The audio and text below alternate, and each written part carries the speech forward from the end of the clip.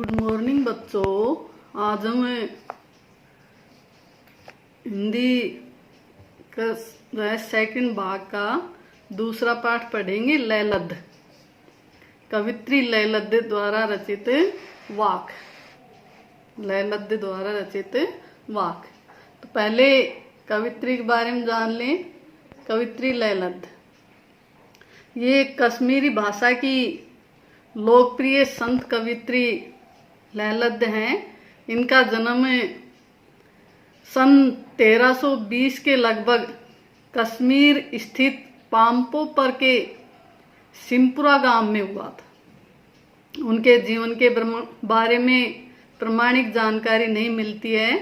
लयलद्ध को ललेश्वरी, लला, लल योगेश्वरी, ललारिफा आदि अनेक नामों से भी जाना जाता है। इनका देहांत सन 1391 के आसपास माना जाता है। लगभग 1320 को जन्म है और 1391 के आसपास इनकी मृत्यु हुई है। लयलद्ध की काव्य शैली को वाक कहा जाता है। जैसे कबीर के दोहे है ना, ऐसे ही लयलद्ध की जो काव्य शैली है उसको वाक बोलते हैं। जिस तरह हिंदी में कबीर के दोहे, मीरा के पद, तुलसी की चौपाई और रसखान के सवैये प्रसिद्ध हैं, ऐसे ही लयलद्ध के वाक प्रसिद्ध हैं।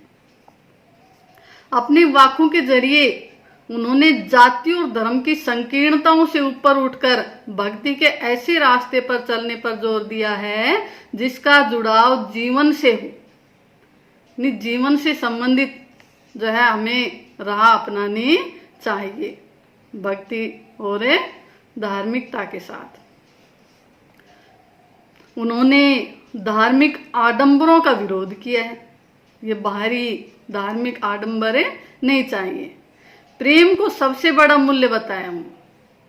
प्रेम ही सबसे बड़ा मनुष्य का मानव मूल्य है।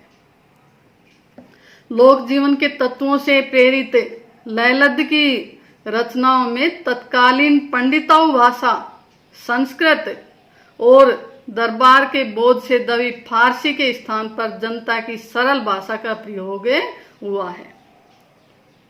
यही कारण है कि लयलद्ध की रचनाएं सैकड़ों सालों से कश्मीरी जनता की स्मृति और वाणी में आज भी जीवित हैं। सरल कश्मीरी भाषा का प्रयोग किया इन्होंने अपने वाक में, इसलिए इनके रचनाएं आज भी जीवित हैं। वे आधुनिक कश्मीरी भाषा का प्रमुख स्तंभ मानी जाती हैं। इनकी रचनाएं आधुनिक कश्मीरी भाषा का प्रमुख स्तंभ मानी जाती हैं। ठीक है, ये थे लयलद्ध। अब देखिए लयलद्ध के वाक।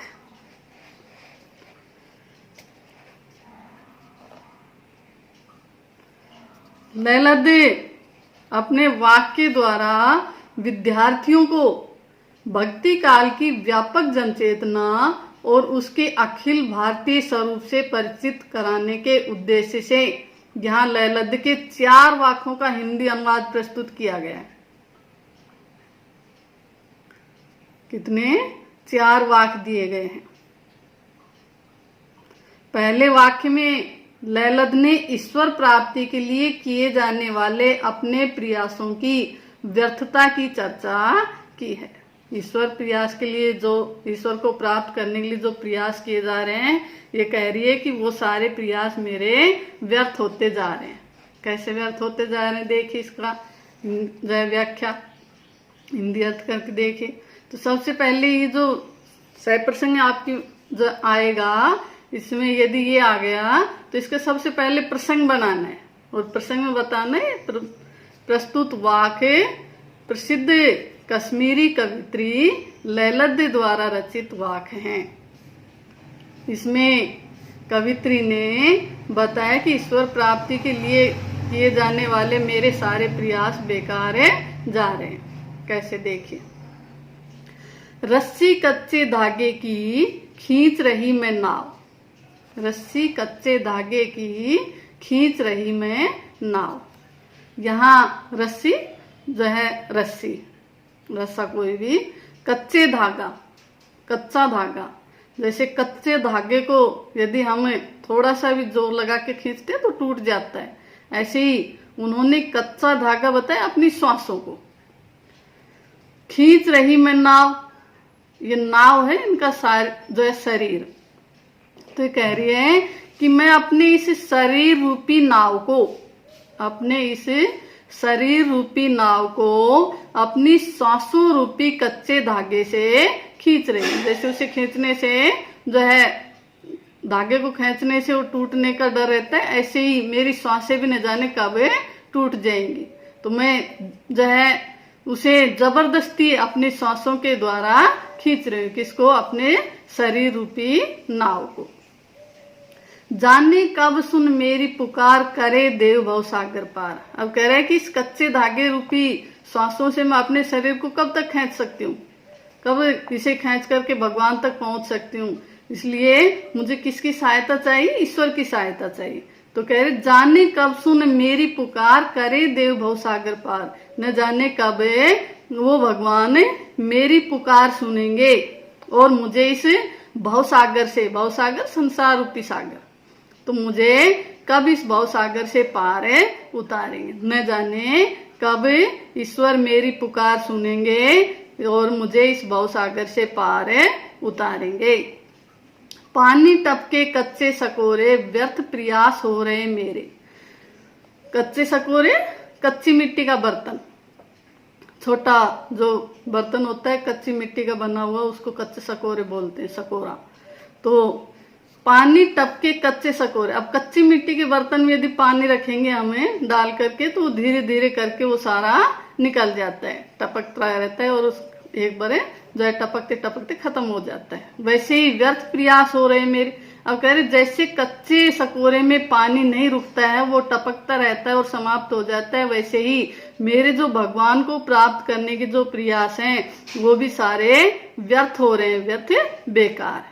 मेरे जो प्रयास है, प्रयत्न है, उपाय हैं, वो सारे बेकार हो रहे हैं। जी में उठती रह रहे हुक घर जाने की चाह है घेरे। मेरे जो है घर जाने की जो चाह है, इच्छा है, वो मुझे घेरे हुए है। कौन से घर जाने की? ईश्वर के घर। ईश्वर के घर जाने की जो मेरी चाह है, ईश्वर से मिलने की जो चाह है, अर्थात इस भव सागर से पार उतर उसे भगवान तक पहुंचने की जो मेरी इच्छा है, वो मुझे घेरे हुए है। और मेरे हृदय में रह रह करके थोड़ी थोड़ी देर बाद एक भूख सी उठती है और मेरी इच्छा होती है कि मैं अभी भगवान के पास पहुंच जाऊं। तो इस प्रकार से लैलद ने अपने चाहे भगवान के पास जाने के जो प्रयास हैं उनको बताया है और कहा है कि ये सारे प्रयास मेरे बेकार ही जा रहे हैं। थैंक यू बच्चों, धन्यवाद।